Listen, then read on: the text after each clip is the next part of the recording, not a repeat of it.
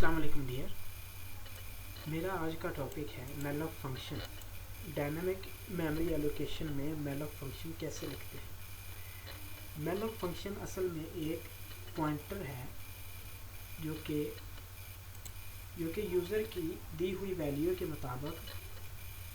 आपको एक memory address दे देता है कि आप अपना डाटा इसमें रखें और इसको आगे आप यूज़ करें रन टाइम के दौरान। पहले हम स्टैटिक मेमोरी एलोकेशन करते थे कि हमने स्टार्ट में डिक्लेरेशन कर दी एक अरे की कि हमें 10 स्टूडेंट्स के लिए एक डाटा चाहिए, तो हम 10 नंबर की या एक अरे डिक्लेयर करते थे या 20 नंबर की उस हिसाब से। तो उस एलोकेशन में हमें ये मसला होता था कि अगर फ़र्ज़ किया हमारे पास स्टूडेंट्स की तादाद है 5 और हमने मेमोरी एलोकेशन की हुई है 10 नंबर्स के हिसाब से, तो उस सूरत में 5 स्टूडेंट्स की वो रिज़र्व जो जगह है वो किसी इस्तेमाल में नहीं आती थी। इस सूरत हाल से बचने के लिए हमने मेमोरी एलोकेशन का मैलॉक फंक्शन इंट्रोड्यूस करवाया C++ में। तो मैलॉक फंक्शन लिखने के लिए सबसे पहले आपको ये पता होना चाहिए कि IPTR ये एड्रेस जिसके जो आप इसको डिक्लेयर कर रहे हैं कि इतने मेमोरी एड्रेस की या इतने नंबर्स का हमें एक एड्रेस दे दो, तो सबसे पहले आपको ये पता होना चाहिए कि आप उसमें स्टोर क्या करना चाहते हैं, मतलब कौन सा डाटा आप उसमें स्टोर करना चाहते हैं, उसकी टाइप क्या है। मिसाल के तौर पर यहाँ मैं देता हूँ, मैंने एक IPTR एक पॉइंटर डिक्लेयर कर लिया जिसके मुताबिक मैं क्या कहता हूँ, हमें एक एड्रेस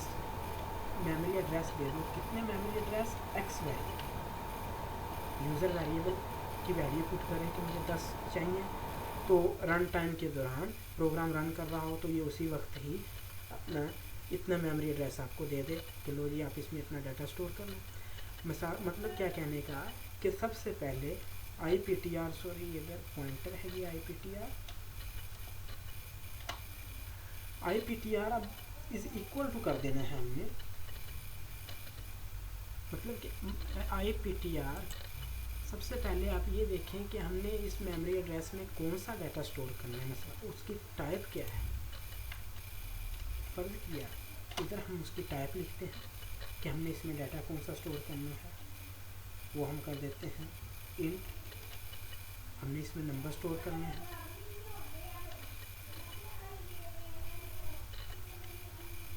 हमने इधर नंबर स्टोर करने हैं,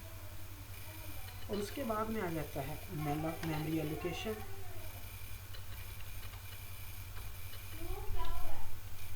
कि कितनी मेमोरी होनी चाहिए, एक्स वेरिएबल होनी चाहिए, मैंने बताया यूज़र वैल्यू पुट करे और वो वैल्यू है इसकी मेमोरी एड्रेस में जाए और वो मेमोरी एड्रेस हमें डिक्लेयर हो जाए कि इतने मेमोरी आपकी इतने एड्रेस की मेमोरी आपके पास पड़ी। अब ये एक टाइप भी शो होगी हमें, ये एलोकेशन भी होगी कि इतने मेमोरीज की चाहिए। अब ये वाला उसमें ये जो हम इसमें एक डिक्लेयर कर रहे हैं, इसमें इंटीजर हम जो डिक्लेयर कर रहे हैं या 4 हमने कैरेक्टर डिक्लेयर करना है, तो उसके हाल में यहाँ पे इस नंबर का साइज़ कितना होगा, डबल होगा, इंटीजर होगा या फ्लोट होगा, क्या चीज़ होगी, एस साइज, तो वो हम लिख देंगे साइज ऑफ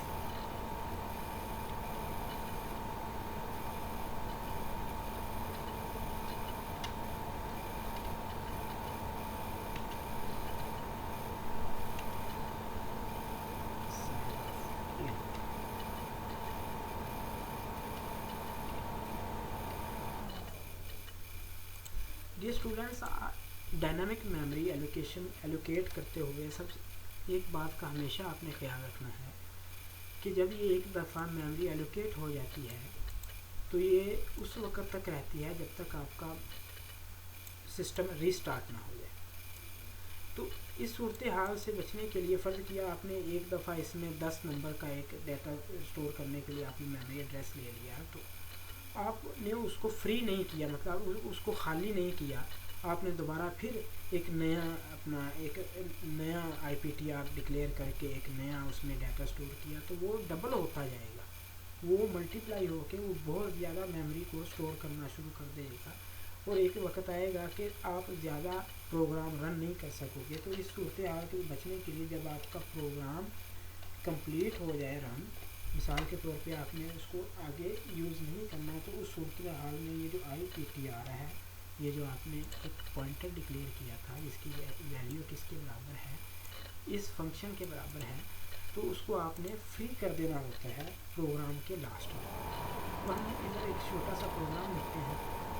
कब लिख लिया, मैं CL करवाता हूँ जैसे प्लीज़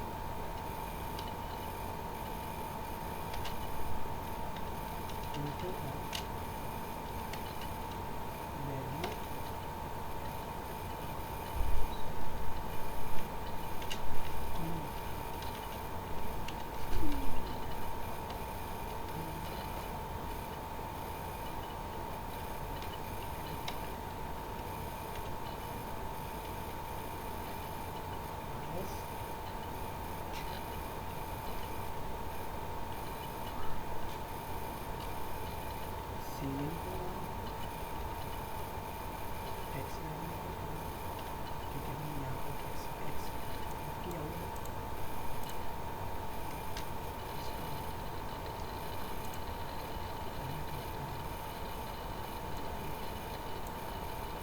साइज की मुझे चाहिए 10 की चाहिए,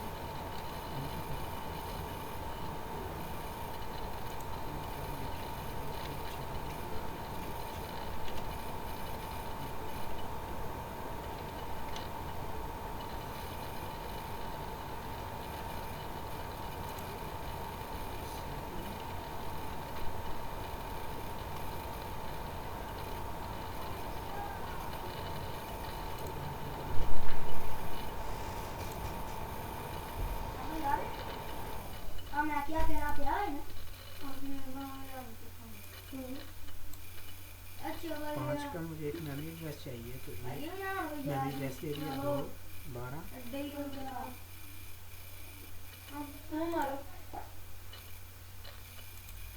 जी फ्रेंड, ये दोस्तों, अब अगर हम इस प्रोग्राम को रन करते हैं, please enter the number of memory address, कितना मेमोरी एड्रेस है, ये 10,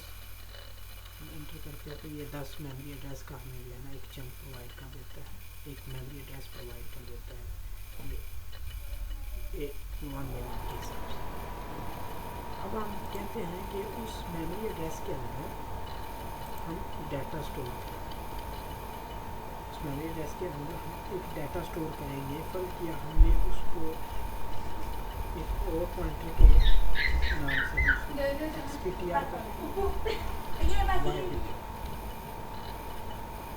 इसमें इसको हमने YPTR का नाम दे दिया।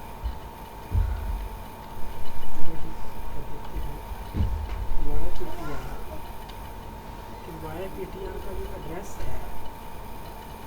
मतलब ये मेमोरी एड्रेस है YPTR इस इंटीजर का, वो किसके इक्वल है, वो IPTR के इक्वल है।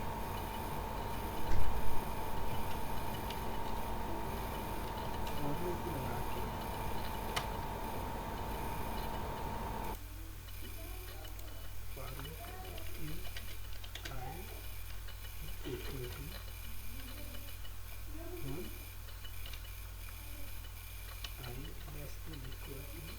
वो वेरिएबल जो कि यूज़र ने वैल्यू पुट करनी है x i++, इधर हम सिंपल सेम कर देते हैं, YPTR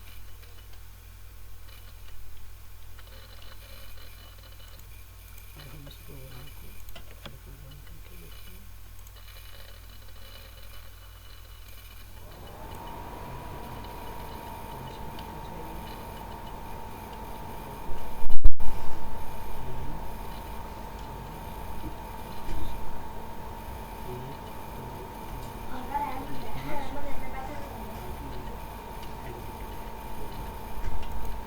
समझाने का है कि हमने एक सबसे पहले एक दफ़ा मैं रिपीट कर देता हूँ। सबसे पहले हमने एक पॉइंटर लिया IPTR, उस पॉइंटर को हमने किसके इक्वल किया, एक इंटीजर टाइप है हमारी